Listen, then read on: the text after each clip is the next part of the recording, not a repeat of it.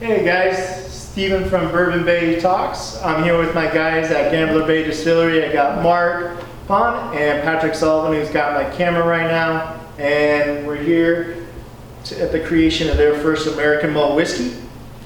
So I'm going to turn it over to Mark and let him kind of talk to you about the process of the malting. And this is the Florida Black Rye, which is really unique to the state of Florida.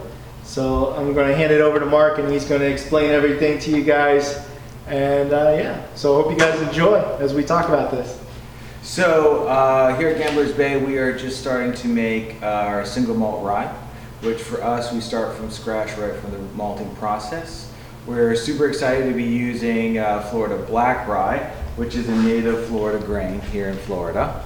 Right now, we've already gone through one of the three processes. The first process is the steeping, where we soak it in water to start the germination.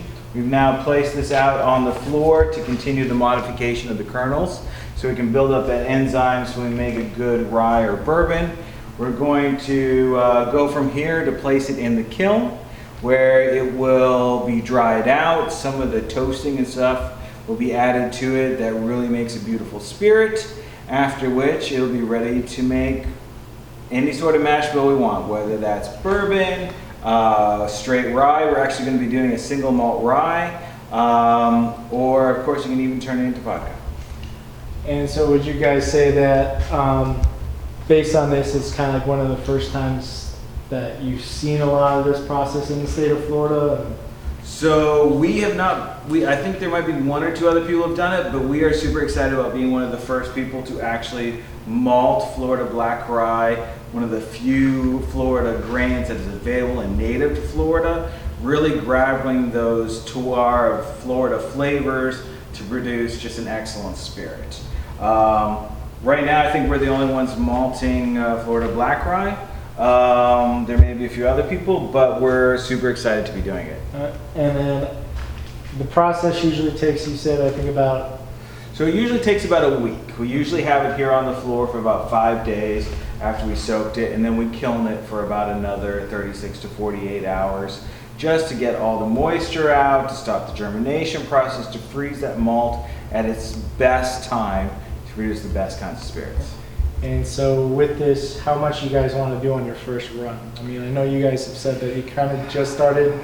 Well, right now we're doing test batches of about 1,000 pounds that have turned out just beautifully. We're actually gone to using them. This is another batch that we're putting together. We're going to be doing about 25 to 50,000 pounds this year of Florida Black Rye for ourselves, as well as local distillers and breweries who have been interested in the area. So a little kind of a little contracting and stuff like that going on? Or? Yeah, more like everyone really wanted to support Florida local agriculture. Growing up, growing a lot of grains, I met with some farmers who were interested in helping us out. And the distillery and brewery community has been excellent, wanting to embrace local products and really make some uniquely great Florida products. Yeah, and I mean, that's what I love, is that you guys are supporting Florida. And I think what you guys told me the last time too is like how Florida, even though a lot of people say Kentucky's got some great climate and it's really the best for the aging of it. I mean, you mentioned to me the other time that actually Florida might be a little bit better because of the barometric pressure change. So one of the things I am super excited about being a distiller in Florida is the storm season. Believe it or not, while everyone's worried about hurricanes and tropical storms and stuff, I am super excited. The big swings in barometric pressure, which you can feel right outside your door, is really going to move those liquors in and out of the wood extremely well, extremely pushing them in very deeply and pulling them out very deeply, because we have a much bigger change in barometric pressure than almost anywhere else in the country. Yeah, so I mean, hopefully this isn't a proprietary secret, but do you know how long you guys plan on aging the whiskeys at this point? I know like some do 3 years.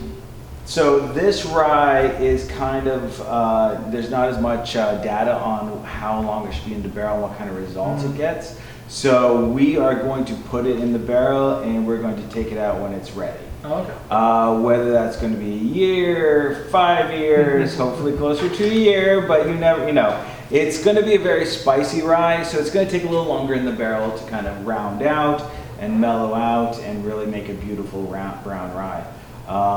We definitely want to get some more that we want to keep the spiciness of the rye while combining with some of those brown sugar flavors that are really able to come through when you barrel for a significant amount of time. Yeah, and that definitely seems like that's something that's really becoming a lot more popular again, is those ryes. And so, I mean, like, what kind of flavor profile? You have like a flavor profile in mind, or you just kind of? So we're actually using my great uncle's rye recipe, and it's 100% rye. We use three different types of rye malt in it. It has definitely the spiciness you find with rye, but then it goes on to produce a little bit more of the smoky and brown sugar notes in the background also. We've never done it with Florida Black Rye, but we're now Florida's home. Yeah. So we are doing it with that, and we're hoping to get something as good or better. All right. So after the germination process, and then after it goes into was it kiln? Kiln, yeah. We heat it up. So, and then you guys would then put in the mash tuns after that? Then it's ready for the mash tun. Then it goes through a crushing phase and goes into the mash tun in combination with corn, of course, or barley to make bourbon, or on its own. But yeah, once it's in the mash tun, then all these enzymes that I've been working on to make here turn the starches into sugars and get it ready for the yeast to produce beautiful alcohols. Sounds great. And I know kind of like one thing we talked about last time I was here was you guys, both of you guys, you and Patrick, had some great stories, and I'd definitely love to get some of those in this video, because it just kind of really gives, you know, Gambler Bay that nice character. And you know, I mean, you guys have been on the market since 2019, but I mean, your family's been doing it for 80 years, and just kind of get that story of where you guys kind of came together and decided you wanted to start Gambler Bay. Oh yeah. So my family has been making liquor for a long time.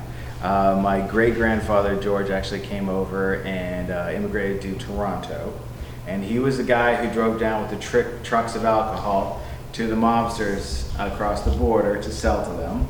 He actually got caught a couple times, and we keep this article of him from 1934 when he was caught with illegal spirits. Paid a fine of $150, which isn't much, but in 1934 it was a significant amount. We still are in the process of getting ready to produce his whiskey that he produced back in the 30s and bringing it into the commercial market for everybody to try. We've been making it in our family for a very long time since him. And we also are bringing together like my great uncle's rye recipe, as well as several other spirits that we've been making a long time. We're really excited this year about putting up some bourbons, although no one will be able to try them for a couple years. We're still excited to get them in the barrel. Yeah, I mean, I'm definitely excited for that. I mean, not only to try this guy when it's ready, and hopefully we'll get to follow the process in some other videos, and then also once you guys start doing that bourbon, I can't wait to come back for that. We figured you'd enjoy that one. Yeah, definitely on that one. And I think a lot of our viewers hopefully will definitely do that. And I mean, yeah, I just can't wait to see what, you know, Gambler Bay happens. And because, yeah, you guys got a great story, and I'm hoping to share that. Anything else you think that the viewers probably should know, or? No, we're just trying to keep it local, produce excellent spirits, be proud of being in Tampa Bay, and forward craft distilling. Yeah, guys, so I hope you guys stay tuned, and I hope you really enjoyed this video. As you can see, they definitely are going to be hopefully producing a lot of great American whiskeys. And yeah, so as always, guys, if you're going to have a drink, have it with us, and hope you guys enjoy. Cheers.